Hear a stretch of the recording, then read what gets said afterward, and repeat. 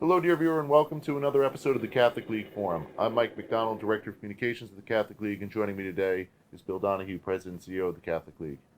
So, Bill, we got some exciting news for our dear viewer. 50 years ago, the Catholic League was founded, and this week we're going to be marking that occasion with a 50th year anniversary gala tomorrow, Thursday, April 27th. Can you give us a little bit of background about the Catholic League and how you started here and some of the things that you've done? Right. The first time I heard of the Catholic League, I was working at the Heritage Foundation in the late 80s, and I had never heard of it before. And anyhow, in the early 1990s, I was a professor in Pittsburgh at La Rose College, now a university. And Bishop Worrell, who later became Cardinal Worrell, the Archbishop of Washington, had seen me on TV and heard me on radio, and I used to write for the Pittsburgh Post-Gazette, some op-eds.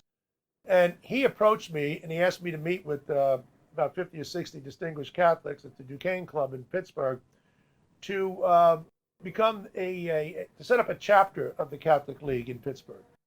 At the same meeting, the president of the Catholic League, he came to me and said, "I'd rather have you come to. We're going to move from the suburbs of Philadelphia to New York City, and I'd rather you be my director of communications at the Catholic League." So, in any event, he said he'd get back to me after the board meeting, and I never heard from him. So I contacted him after the board meeting, and he expressed surprise. He said, "Oh, I didn't know. Did I offer you the job?" I said, "Yeah, you did." I said, "So what's the answer? Give me an answer." And he was incompetent, as the people were in the Catholic League, in the leadership. Not Father Bloom. He founded it in 1973, a Jesuit Marquette University professor, a political scientist, and he did a great job. But he got ill in 88, and he died in 90, and between 90 and 93, that's when things began to fall apart. They had like 6 different people who didn't know what they're doing. So I went to Bishop Worrell and I said, "Listen, the Catholic League doesn't know what they're doing. So I think I should set up an organization to compete with them. Okay, I'm not going to be their director of communications, and I'm not going to set up a Pittsburgh chapter as you asked me to.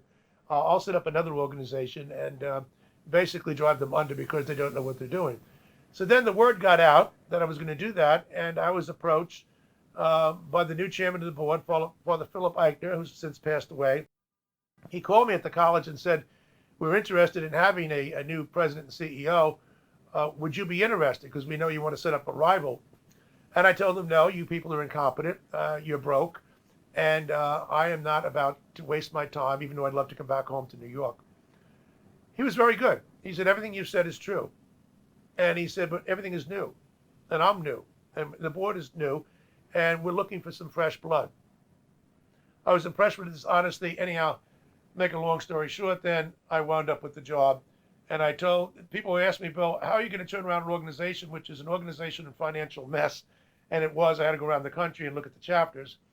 Let them all go eventually. Almost all of them were gone very quickly.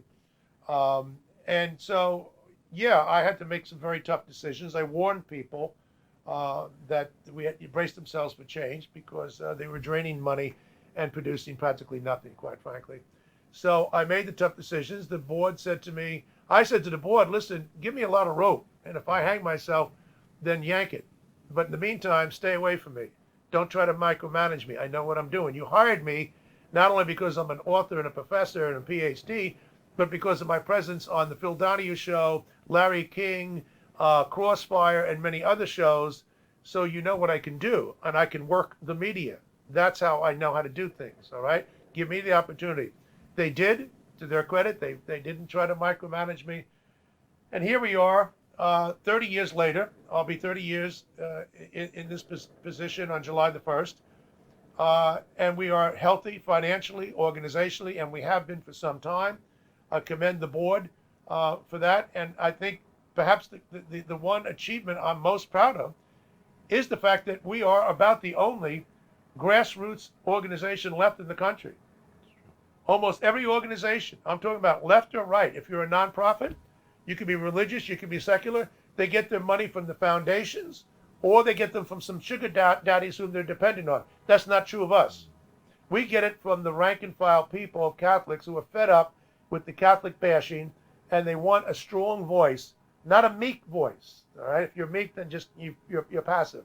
So it's been a lot to celebrate tomorrow night in New York City, and a nice big gala dinner. Cardinal Dolan is going to be there, and yeah, it's been a lot of fun, and we're looking forward to. I won't be here for the next 50 years. You may be, but we'll see about that.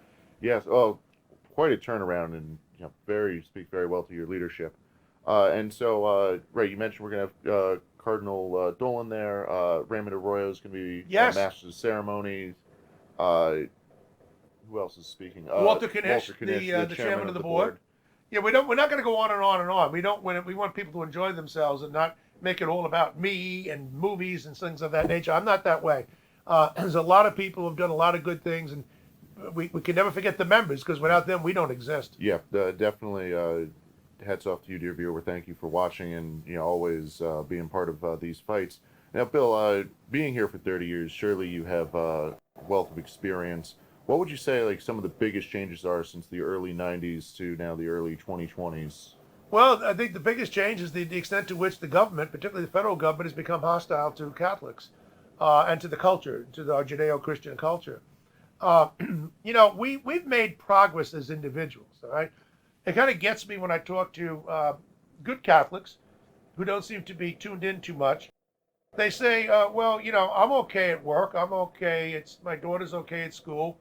Where's the anti-Catholicism? I said, well, it's shifted. It's defamation against the institutional church. And if you don't care about that, well, then I guess there's no problem. But just because we aren't being treated the way we were going back to colonial days, where there was absolute discrimination against Catholics in school and in the workplace, doesn't mean that the culture isn't that our Judeo-Christian culture isn't under attack, and that means the Catholic Church is under attack. We know the Biden administration today, they want to pass the Equality Act, which would shut down Catholic hospitals and make them, like the doctors, perform sex reassignment surgeries and abortions. So I don't see how it gets much worse than that. If that's what the government wants to do. Now, thank God we have some good people on the courts who have been stopping them, but that piece of legislation is yet to be passed. If it is passed, it'll be tested in the courts, but we shouldn't have to get to that. It's unfortunate that we have as a Catholic president, Joe Biden, who is without doubt has presided over the most anti-Catholic administration in my lifetime. I've never seen anything quite like it. So that's the reason why the Catholic League is busier than ever, because of this frontal assault on the Catholic Church under Obama, trying to force the Little Sisters of the Poor to accept abortion-inducing drugs in their health care plans. I thought I would never see anything. That's been one of the big changes. Yeah. And we've got a couple of good things to highlight, but I think one of the funnier moments with your tenure here was South Park, Yeah. where you became Pope for a while. Yeah, I did. Jesus kind of took care of it in the end. I wouldn't not turn out too well. Yeah, I mean, I remember going on TV after that, and it was in Page 6 and Washington Post, New York Post. Why don't you sue Comedy Central? They didn't get permission. Look, if you're a public person, I do believe in New York Times versus Sullivan, the libel case affecting public people back in 1964. Look, they took some liberties, but quite frankly, it was the animated version of being roasted. I kind of got a kick out of it. And so, yeah, I'm a public figure, so you can have at me. But, yeah, it did introduce us to a whole group of younger people who watch South Park. And so to that extent, it was a flagship moment. But there have been other flagship moments. Oh, there have been too many. We Yeah, can do a whole we can other do a show. whole- I'm not ready to whole show on retire. that. So when I am, then we'll go over some of them and all the victories that we've had. I don't want to waste people's time on that right now. This is just a way to cheers for everybody, and all the cheers for tomorrow night when we're at the event, and people coming in from different parts of the country, not just all New York. So it should be quite a good day. Should be quite a few days, and maybe some cold beverages. Oh yeah, I'm afraid there might be. We're not teetotalers in the Catholic League. Shocker. No doubt about that. But Bill, I just want to dovetail off one thing you mentioned, that we are pretty much the last grassroots movement left in the country, and thank you, dear viewer, for your support, because without you, none of this would be possible. And we're glad that you choose us. I know, Bill, you talk about this all the time, that we are one of the few organizations that's actually fighting out on any of these culture issues, not just from a Catholic perspective, but across the board. And so we will never let you down in that regard.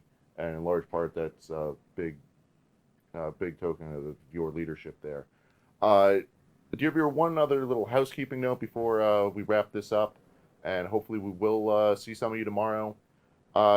This is probably going to end our weekly updates at the Catholic League Forum. Instead, we're going to be rebalancing a little bit to focus on bigger issues in a little bit more of a timelier fashion, instead of giving you just a rundown of what's going on the week, bringing you information that you need to know right away to get involved in some of these bigger issues that we talked about here, and really rescale to focus on that type of initiative.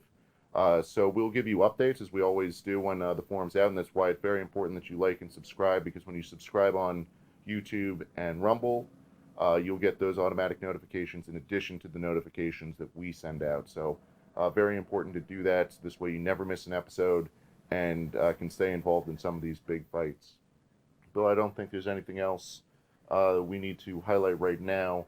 So thank you, dear viewer, for watching, and thanks, Bill, and cheers, everyone. Cheers.